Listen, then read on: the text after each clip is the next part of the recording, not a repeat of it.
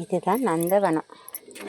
கோயிலுக்கு இங்கே தான் பூச்செடிங்க, வாழை மரம், எல்லா பூவும் இருக்கும். மாங்காய் மரம், இது மோட்டார்,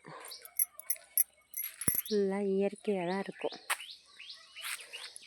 எப்படியும் ஒரு 5 ஏக்கர் இருக்கும். இங்கே நிறைய நல்ல பாம்பெல்லாம் இருக்கும். இது தெரியுது பார்த்தீங்களா?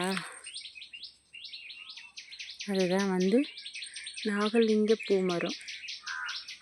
பாம்பு படுத்த மாதிரி இருக்கும், தொங்குற மாதிரி இருக்கும். ப்ளஸ் அந்த பூவுக்குள்ளே லிங்கம் இருக்கும், பாம்பு கொடை பிடிச்ச மாதிரி இருக்கும். அந்த பூ நான் இன்னும் கொஞ்சம் நேரத்தில் காமிக்கிறேன். 2வது அதுதான் அந்த காலத்து கேணி. அந்த காலத்தில் நிறைய பாம்பு இதில் இருக்கும், பார்த்துக்கோங்க. இப்போ தண்ணி இல்லை, ஃபுல்லாக கொய்யா மரம், நெல்லிக்காய் மரம். இது பாரிஜாத பூ தெரியுதுங்களா?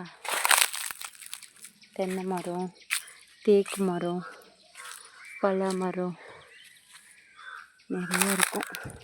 இந்த கொய்யாக்காலாம் காய்ச்சிருக்கு பாருங்கள். ரோஸ் செடி, ரோஸ் இப்போ பூ வைக்கல, ஃபுல்லாக இயற்கையாக தான் இருக்கும். இதோ நெல்லிக்காய் மரம், பெரிய நெல்லிக்காய், சின்ன நெல்லிக்காய்.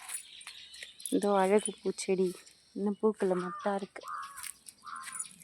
இதோ சந்தன கலர் செம்பருத்தி. ஹாய்.